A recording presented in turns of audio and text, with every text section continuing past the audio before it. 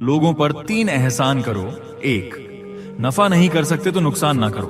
2, खुश नहीं कर सकते तो रंजीदा ना करो। 3, तारीफ नहीं कर सकते तो बुराई ना करो। 3 चीजों में कभी शर्म महसूस ना करें।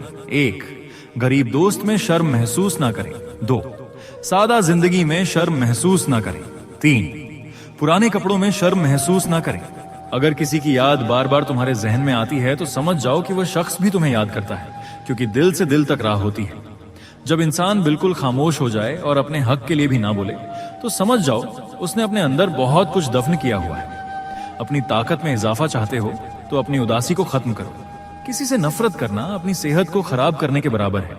अगर आप चाहते हैं कि लोग आपके पीठ पीछे तारीफ करें तो फौरन फौत हो जाए, क्योंकि जीते जी तो ऐसा मुमकिन नहीं है। बेवकूफ से बहस करते रहना असल में यह जाहिर करता है कि बेवकूफ एक नहीं बल्कि 2 हैं।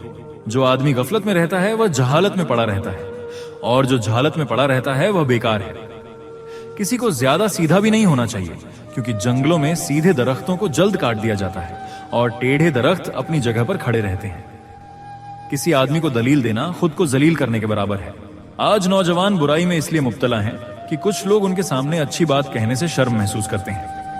2 किस्म के लोग फजूल गुफ्तगू से बच सकते हैं। 1, जिसमें जिक्र की कसरत हो। 2, जिसमें इल्म की कसरत हो। अपने बच्चों की तमाम जरूरतें खुद पूरी करो और उनको ऐसे उम्दा तरीके से रखो कि वह दूसरों की तरफ ना देखें। दुख रूहानियत की सीढ़ी है, इस पर सिर्फ साबिर और शाकिर ही चढ़ सकता है। वह शख्स अपना वकार खो बैठता है जो हर वक्त तंजिया लहजा रखे।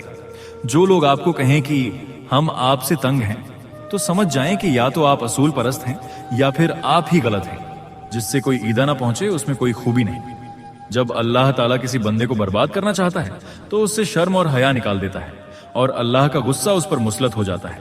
तुम्हें आजमाने वाले तुम्हारी हकीकत नहीं बदल सकते, वह सिर्फ अपनी हकीकत खोल देते हैं।